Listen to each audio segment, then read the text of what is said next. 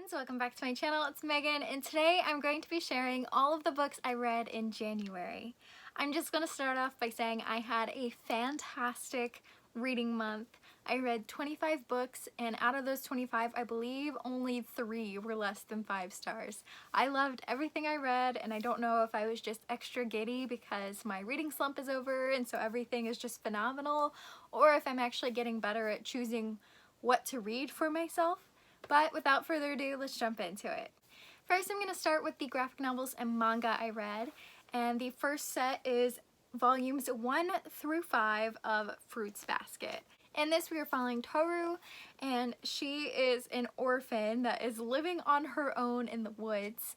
And one day she happens upon a house where a popular boy known as the Prince from school lives, and comes to uncover his secret that he is being taken over by a vengeful spirit of the Chinese zodiac.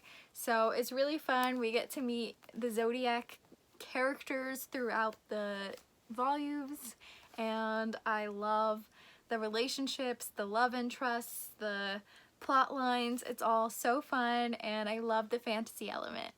Next, I read probably my favorite graphic novel of all time, The Prince and the Dressmaker by Jen Wang. In this, we are following our dressmaker here, Frances, who is a very lowly dressmaker and ends up getting hired only because it's last minute, the prince is having a ball, and she's the only dressmaker available. Now, the person she makes a dress for ends up being the hit of the ball, and the prince secretly hires Frances to be his dressmaker. But the secret is that no one knows except Francis and his bodyguard that he likes to dress up as Lady Crystalia. And it's just a great representation of being true to yourself and exploring your identity, and I just loved it so much. My favorite scene is definitely in with the king. I'm not gonna go into it too much further because I don't want to spoil anything, but I laughed out loud. So definitely pick this up. The illustrations are adorable.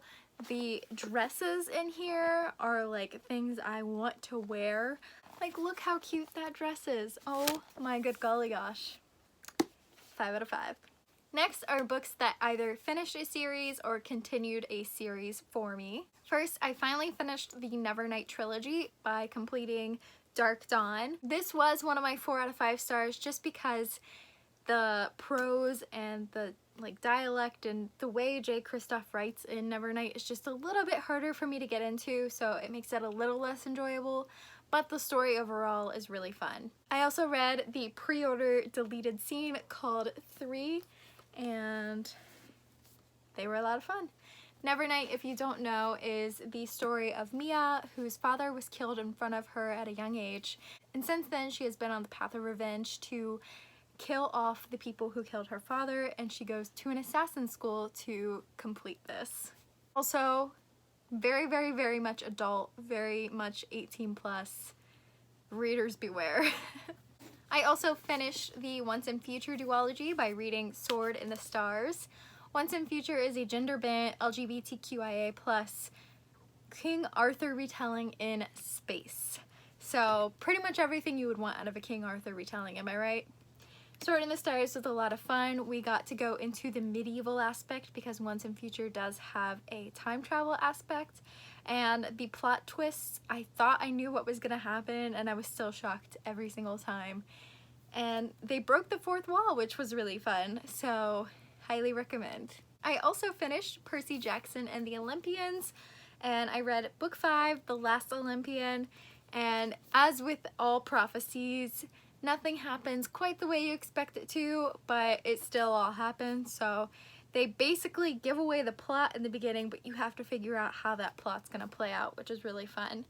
And Percy is a lot of fun to follow, and the relationships are fun, and yeah, it's just, again, fun. This was a last minute read just to get me to 25 for the month. It was How the King of Elfheim Learned to Hate Stories.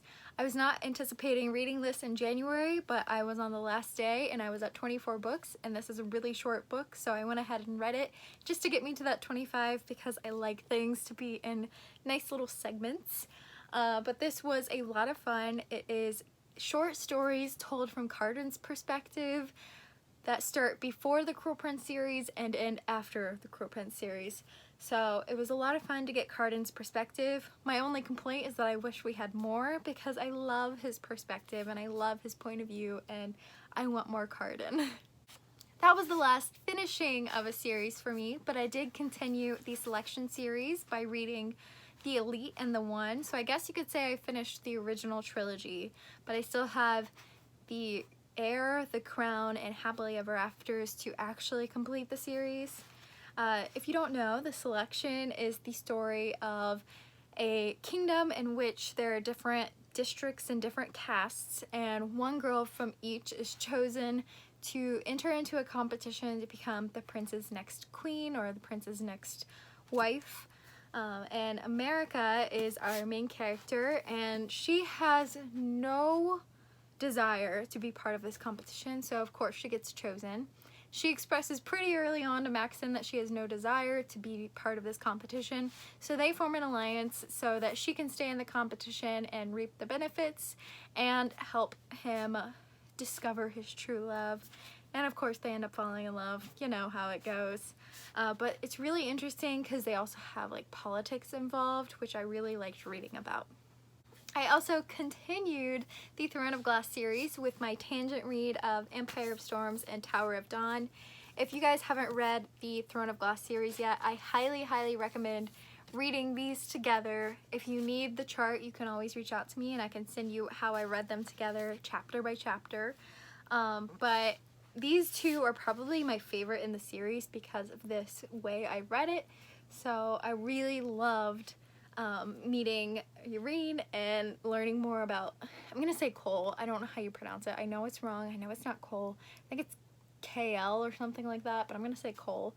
I really liked his perspective and learning more about him, and of course I love reading more Rowan and Aelin.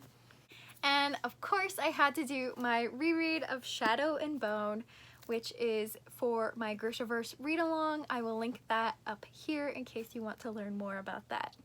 But if you don't know, Shadow and Bone is the first book of the Shadow and Bone trilogy, which is one of the 3 series within the Grishaverse universe.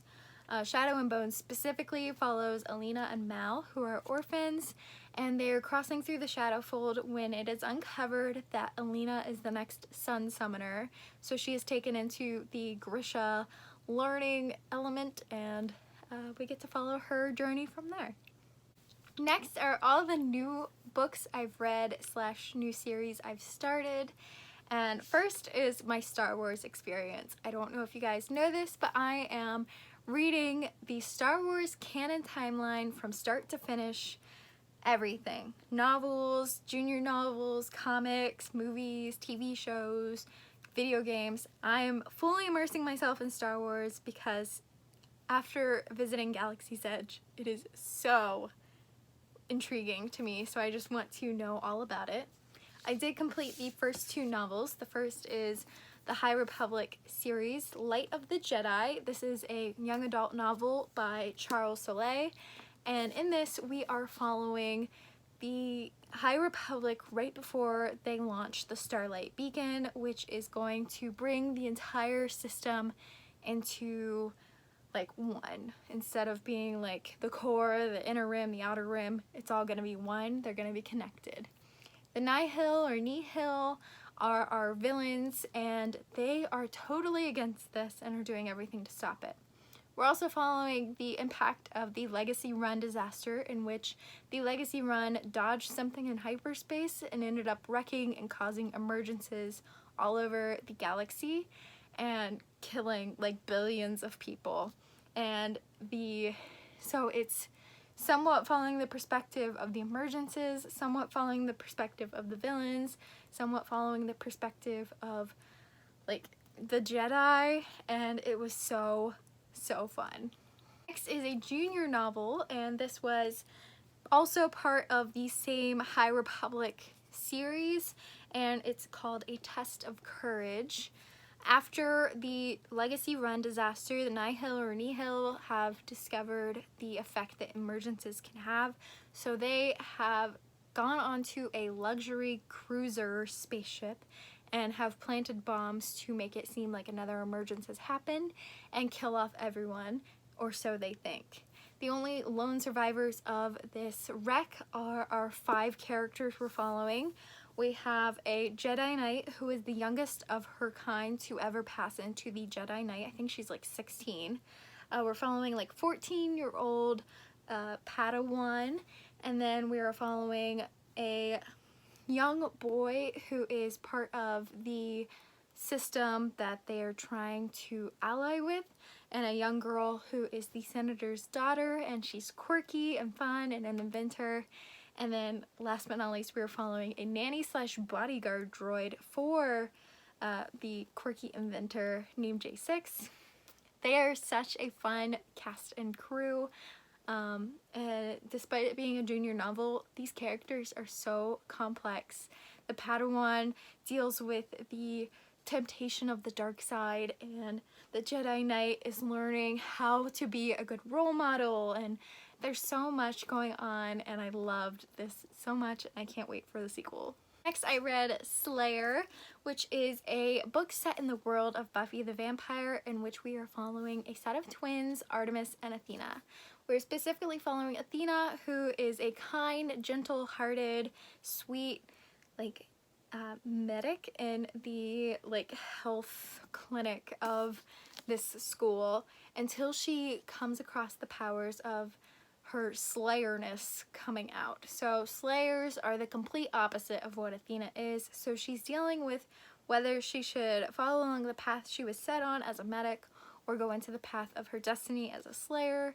And Artemis, her twin sister, is so jealous of it all, and I really don't like Artemis, and I'm pretty sure that's what the sequel is following, so I'm hoping that the chosen book will help me enjoy Artemis more. But overall, I really like Athena. But yeah, this was one of my 4-star reads.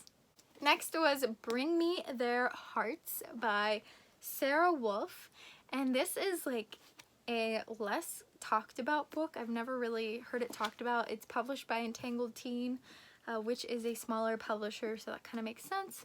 But I highly recommend you guys all check this out. It's essentially, we are following a heartless who is basically someone who has had their heart taken out by a witch during a near-death experience, and the witch can control them.